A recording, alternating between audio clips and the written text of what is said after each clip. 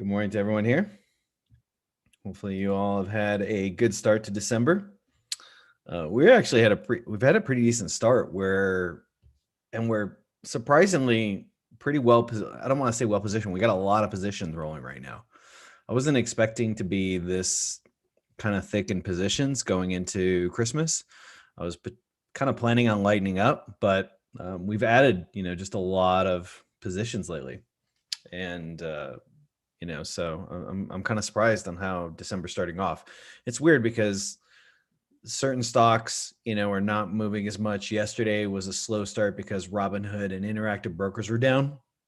And then as soon as you saw on Down Detector that the cases were being resolved, volumes just picked up tremendously. So we're definitely, it's been a really strong December. There's been periods of like low liquidity, but then there's these injections that come in and it just creates a nice boost to it. So it's, a very good start. I'm really enjoying December. I was kind of thinking that things would just slowly phase, and they probably will. Maybe next week, maybe the week after that. We'll be done trading probably like I think 18th, which is not this Friday, but it's next Friday.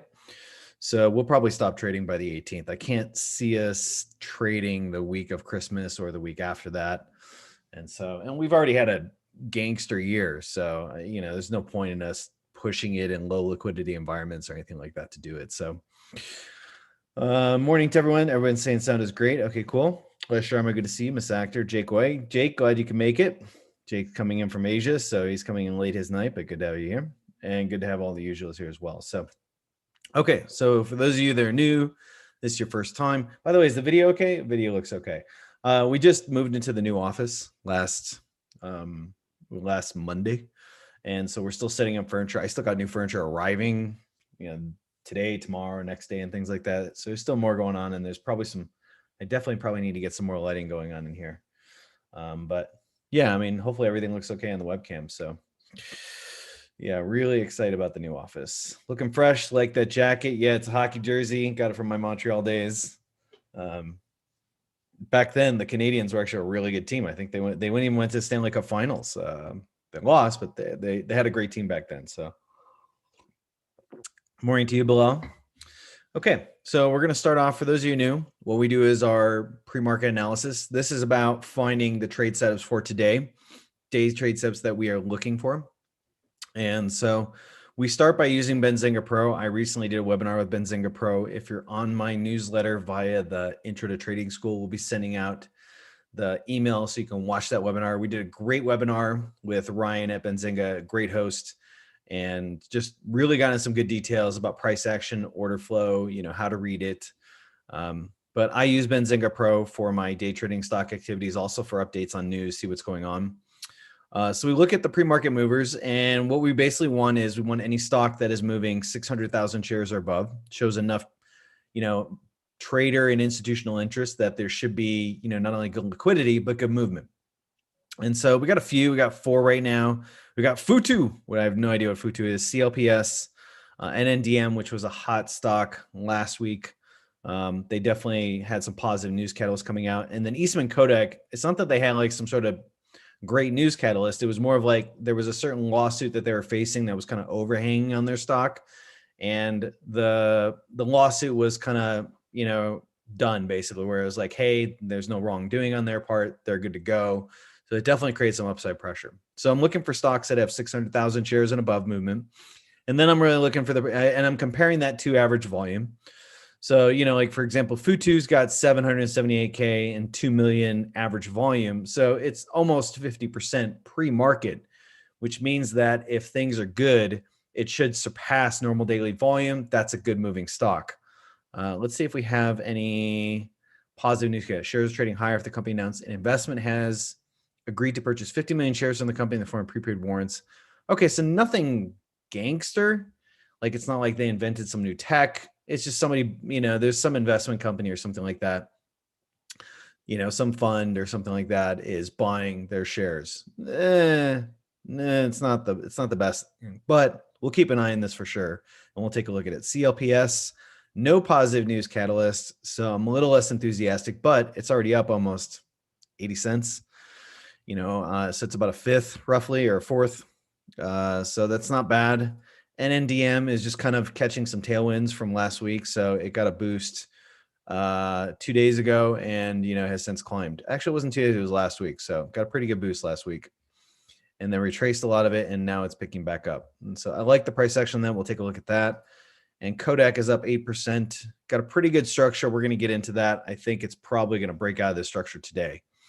It's not gangster, in terms, it's not big dog in terms of normal volume. It's 10% of normal volume, but it can definitely pick up. So we're going to look at these for FUTU, CLPS, NNDM, KODK, and then we'll look at some of the ones that I'm already in. So let's start with FUTU, see if there's anything there that I like about it. The 1 hour is not bad. Let's see. Let's mark pre-market highs. So it went from 43 to 48. Since retraced some of that. Pre-market highs starting at the weekly. And by the way, if you haven't been keeping up with overnight markets are mostly bearish across the board. Asia was mixed, 2 green, 2 red. Europe all mixed, not heavy, but not light. It's not like everything's 0.2, 0.3%, 0.7, 0.8%. That's decent for an index. So Europe is just all red basically. And then, futures right now are negative. So with futures being negative, that means you want to be more picky on your long trades setups that you're looking for. You're going to want something with a really good positive news catalyst, good volume, good structure. Like you want to be more picky because the overall pressure on the market is down. So it's super important that when the overall markets are down, you need to be more picky and isolate, things that got a lot more cherries on top. I'm not sure if FUBU is going to fit that bill. Looking at the weekly all-time highs, but it's faded. It faded for the last 2 weeks, and then this week rallied and then sold off. So pre-market is above the last 2 weeks, and that was the pre-market highs, but that's pretty strong resistance right there. So I'm going to expect that if we get back up here, that it's going to double tap this and it's going to probably find a combination of profit taking and some sellers. So that might be a potential fade play here. I wouldn't want to if it just starts to launch higher, I wouldn't want to take the breakout on that initially. The positive news catalyst is not really a positive news catalyst. So there is a decent base on the weekly here. You can see base, and which matches up with the prior all-time highs. So that's not bad. You do have a nice little range that you can play with here. Let's get a pen. So yeah, I think if it gets up to here, I would not take the first breakout. I'd wait for a pullback. I just don't like second attempts on it. I usually want the market to reject a second time before I take a breakout. So I'm preferring that, I'm leaning towards it rejecting there. And then if it holds here and looks good, then I can take that play up with a very tight stop loss below this and target the rest of the range. And ideally, you'd want to see it build higher lows inside of this for a potential breakout. That's what you'd want. If it breaks below this, then you're talking, down to 37.50 roughly. So that's kind of what I'm leaning towards on FUTU. For now, I'll put that towards the back of the list because it's not super exciting, not just some major institutional interest on that. Number 2 on the list, NNDM, we got CLPS and FUTU. We did FUTU, so let's go CLPS. Let's go from bottom up, which had no positive news catalyst that we know of. Information tech. Okay, so this is a small cap stock. If you look on the higher time frames, it rallies, then fades, rallies, then fades, rallies, then fades, rallies, then fades. And I'm not seeing any huge volume surge. So there isn't a whole lot of volume surge. How is there? CLPS. Let's see if there's any news catalyst here. Okay, we got some this morning. Signs a deal with a client in automotive industry or big data in vehicle intelligent manufacturing. Okay, so there's a positive news catalyst. For some reason, this didn't pick it up. So CLPS, this is kind of the new thing, which is EV tech, EV cars, electric vehicle cars, basically. Anything EV has just been dog out lately. So not said it's majority owned subsidiary Judge, company out of Asia. Project aims to integrate big data technology on the client's vehicle intelligence. Okay, so have agreements to integrate each other's competitive advantage resources. Okay, so they're partnering with another company in the industry who's an A-listed share market in China. And it looks like they're partnering with them and they're providing some tech with them. And so they're going to kind of have one of those, because they're partnering with a bigger competitor, they're going to have a boost from that. So this might be interesting. There is some positive news catalyst on this here. Let's mark pre-market highs. It's building quite a lot, but then it fades, it builds, it fades, comes back to the 20, builds, comes back to the VWAP. So pre-market high is 458, which on the weekly kind of matches up with resistance. Again, this thing tends to fade fast. So I would want to be in and out fast on this one. I would not want to be holding this for, some sort of like long-term play up to like 14 or 15. It's not that I can't do it, but the precursors aren't there yet. We're not seeing a huge volume surge or anything like that, on a week by week basis. We just had this 1 week and then it just flatlined after that. It wasn't a surge and then a new level of volume. It was just, one big surge and that was it. So I think if it gets, if it clears pre-market highs, you have potential for 5.56, maybe 604, but you're starting to get in the thin air at that point. It could do, it could go stratosphere on the day and go to 8.8, which, would be almost a 300% increase. But yeah, you're going to want to see some decent volume. What is pre-market volume on this? 1.3 million. So it's 3 times normal daily volume. So there's definitely some interest. It's more than usual. Okay, it's got some factors to it. I definitely want to wait for a pullback. I wouldn't want to wait for the breakout on this one here, because if you look, each build pulls back. So maybe a pullback to VWAP 409 or to 20 MA 379. That might be a potential. Yeah, I'd like to see a pullback on this one here. So I'll set an alert for the top of these peaks here, maybe 365. And we'll take a look at that potentially. It's not crazy, but it's not bad. It's got some of the variables in place. So I'll move it to the back of the list here. NNDM, any other news? No. Structure still looks good though. If I'm correct, these are the ones who have that really cool 3D printing tech. Hello. Thank you. Okay. So 741 pre-market highs. This is building. There we go. Took TradingView a second to get on. This is building. So this is different. Look at the difference here. So we had a big volume surge on the wing week, but then you see how this volume structure is building. That's a good sign. That's a very different sign. So it's continuing to build as it continues to break. I am liking that. That's way different than CLPS. Pre-market highs are at 754, and if it clears 8, which we'll set an alert at, then it's got room for 975 and then all the way up to 1175, maybe 12. So this one has a better structure from volume perspective. It has a better structure from the price action perspective. It's continuing to build. I like this one a lot better. So we got an alert set above this. Let's look at some smaller time frames and see if we can identify. Yeah, we had alerts at 608, 609 on this pullback, and it hasn't. It just went to weekly view up and popped. So I may consider a pullback somewhere between current weekly VWAP, which will go up on the open, maybe around 7. I may look at 7's kind of a shallow pullback. I wouldn't mind a little bit deeper, but yeah, between 6.75 and 7 might not be bad. It's going to have, obviously, here's pre-market, and then here's the next resistance above that. So let's see, boom, boom. Yeah, it's going to need to hit this and build a little bit.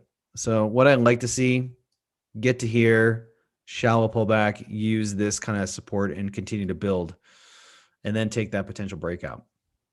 I might take, just a breakout of this today. So we'll see, in the live trading room, how that works out. Just depends on volume, time and sales and things like that. What's volume on an NDM? 1.4 million. Not huge, but the structure is overall building. So this might be one of those that pre-market doesn't have a huge lot of interest. There's no new news, so it's not going to necessarily garner a whole lot of new interest. But it could be one of those where the volume is just steadily building throughout the early session. And then it produces a breakout, maybe a half hour, hour and a half in. So this one, keep an eye on for sure. I'm liking NNDM. I'm going to keep it more towards the front. And the last one was KODK. How are we doing on time, by the way? Oh, okay, we got time. So we got a few more minutes to do KODK, and then we'll do some open Q&A. Kodak, pre-market. It's weird how TradingView is slow today. Okay. Yeah, it's weird. It's like the data is coming in late, which is weird because I'm plugged directly in and we got fiber here. So I don't know what's up, TradingView. Okay. Structure on TradingView is very good, or on Kodak is very good. You have a big impulsive move and you have a corrective structure at the top here. That's what we like to see. And we've built now another higher low, and this higher low is holding at VWAP. So that's a good sign in my opinion. Let's look at weekly real quick. Pre-market, it's going to need to clear 1425, but if it does that, that gives it a lot of room up to 20 big figure. So we have an alert already on a breakout. Let's take a look. Yeah, we already got the alert structure set up. I'll probably set it from here. So yeah, the alert structure, if it gets, I mean, we've already higher low, it's building. It might need to do one of these, you know, before it builds for a breakout, or it might do something like this, you know, before it builds for a breakout. But it's so far, it's doing the right thing. It's building pressure. Let's take a look at volume on the weekly and see if that's building. Yeah, sort of. This week, yeah. Well, volume is higher than prior weeks. It's not like NNDM where things were just continuing to build. But this 1 week in surge volume is bigger than all of this, you know, from a relative perspective. So that's not bad. It's not as great, but it's not bad. This might be one that might be better via options. Yeah, might be better for like a bull call spread. If the IV is really high, you could sell a put spread on that, bear put spread, or a bull put spread. You could do that. So you could sell a bull put spread. You could do cash secure puts if you want to. There's definitely some plays you could do with this. This might be a better options play for right now. So definitely look in the options chain and see how things are looking on that. That's KODK. So we covered the 4 there. Let me just check in real quick with some of my others right now. FCEL. We're long FCEL. As you all know, we've been buying since 5. We bought 235 and then we bought it like 517, somewhere around there. So it's still holding. Mara. Wow, TradingView. What's your jam, man? Why are you so slow today? It's like you haven't woken up. DKNG. DKNG is down right now. I think the pullback's going to last a little deeper.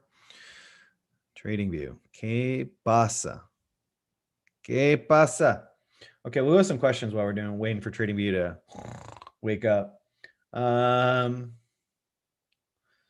Victor's saying could be a pump and dump on Kodak. That's certainly a possibility. That is certainly a possibility. It's not the best one so far from chart, from volume, from that kind of perspective is NNDM. Yeah, we'll see on that one there. Reddy, good to see you. Jeremy, good to see you. Chart seems like Bitcoin. Looking at Bitcoin, actually, Bitcoin's having a little bit of a pullback, but I'm still long-term bullish on Bitcoin, and the rally or the dips keep getting bought. Wow, I am not used to TradingView being this slow. This is very weird. Let's just, yeah, I'm not sure why you're so slow. Looking at Bitcoin though, I'm still bullish long-term on it. Yeah, we had this big sell-off and the dip was rapidly bought up. So it's definitely a decent, like 16.4 is not bad, but then you look at this, you know, this is a series of higher lows. Boom, boom, boom. And we kind of have a corrective structure at the top. So as long as it doesn't break, you know, this kind of low here, which is like 18.5, and it continues to build pressure, you know, if it continues to build higher lows, then probabilities are it's probably going to, you know, it's leaning way more towards breakout. You know, there might be some profit taking ahead of the year. There's definitely a lot more institutional interest in Bitcoin this time around 19K versus the last time. There's way more institutional interest than in 2017. So, you know, and I'm seeing a lot of fund flows into Bitcoin or Bitcoin tracking investments. Like the way we trade Bitcoin, we don't trade Bitcoin directly. We trade it through GBTC. which is a Grayscale Bitcoin Trust, and the flows into GBTC is been insane lately. Like their numbers in terms of institutional interest that they're attracting is huge. And when you compare it to BTC USD, you can see that it tracks it really well. So it's designed to track it, basically. It tracks it almost perfectly. So with that being said, I'd rather trade this. It's a better price. Why is this showing percentile? What the... That is so weird. I've never seen them do that. Whoa. TradingView is having issues today. This isn't just slow loading charts. Like, look at the prices. It's not even showing prices. It's showing a percentile. So it's still lagging from the... Anyone else noticing TradingView? Jake's saying on DKNG, am I looking to add? I have a pretty sizable position in DKNG, plus I have options. So not right now. I don't like the... Yeah, it's still doing percentage. There's something going on at TradingView. You have to, if you guys are having issues with TradingView, like Sasha, check it out. If you're having I have to change settings. I shouldn't have to change anything. I should, like, anytime I do a compare and get rid of the compare, it should automatically still have the base price on the chart. But I'll just close that out. Below the percent in TradingView percent. Yeah, it's weird that it does that. Anyways, so looking at DKNG,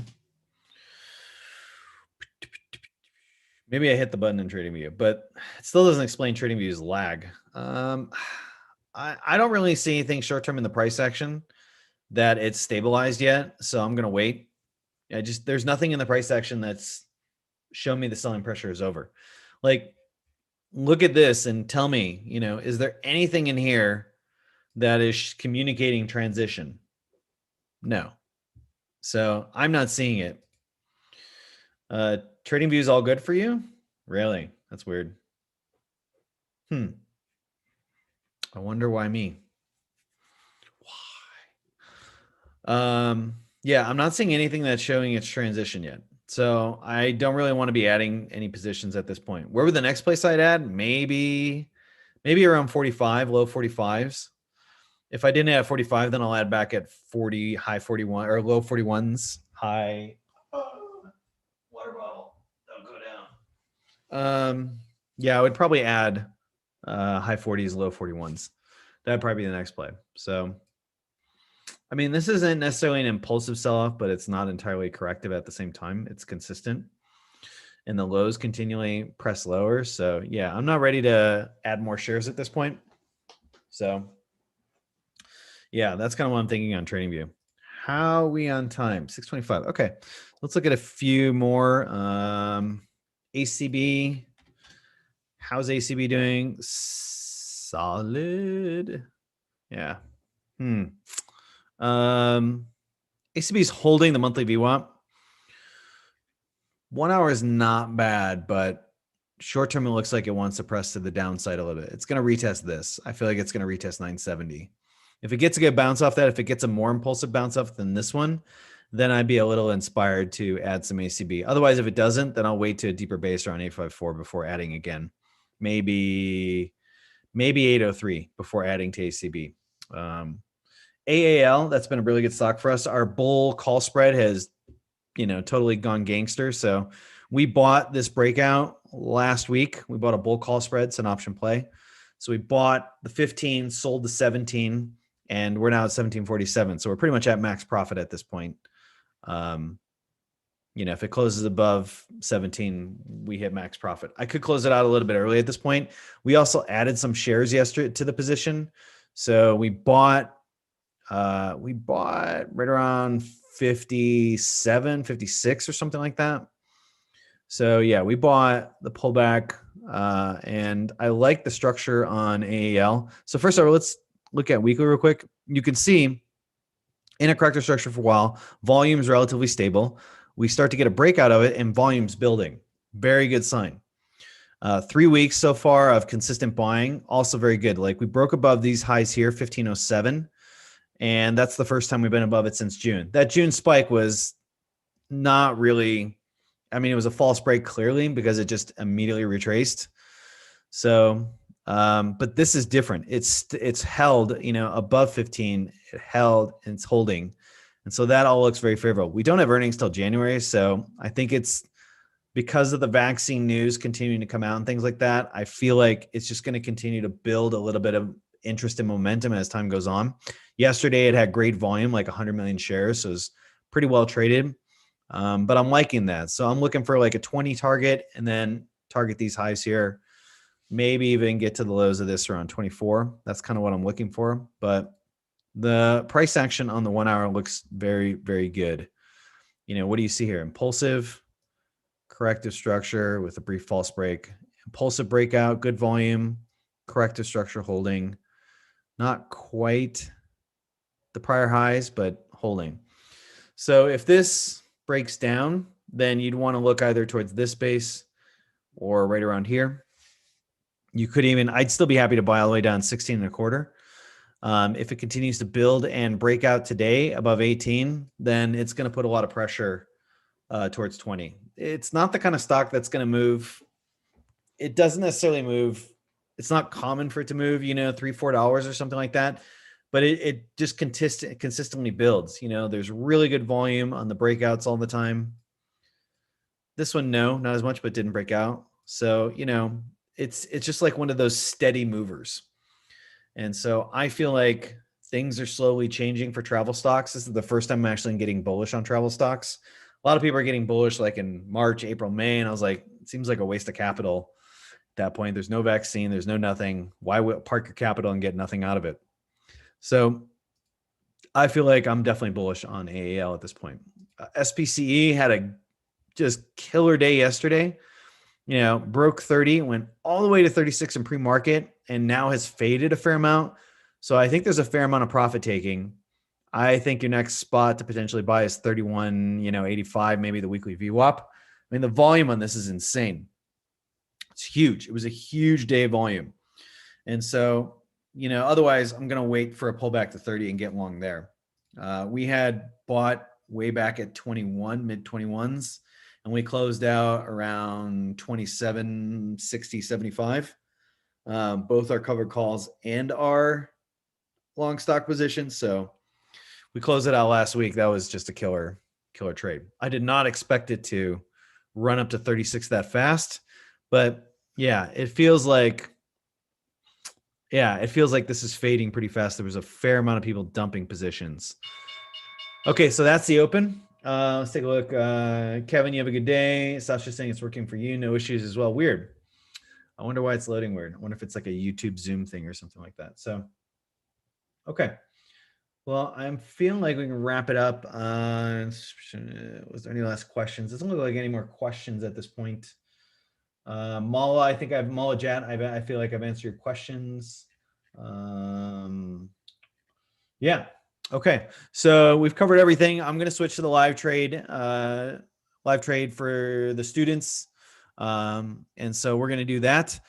We also have launched our trading masterclass, which you can check out. And you can check that out by here. Take a look. We're starting early access right now. And a full launch on Christmas. So I hope you guys enjoyed the pre-market analysis. To recap, NNDM, KODK, CLPS, and FUTU. Other than that, good luck trading everyone today. I'll see you guys, members. I'll see you in the live trading room very shortly. And have a great week. I'll see you guys next Tuesday. Take care, everyone.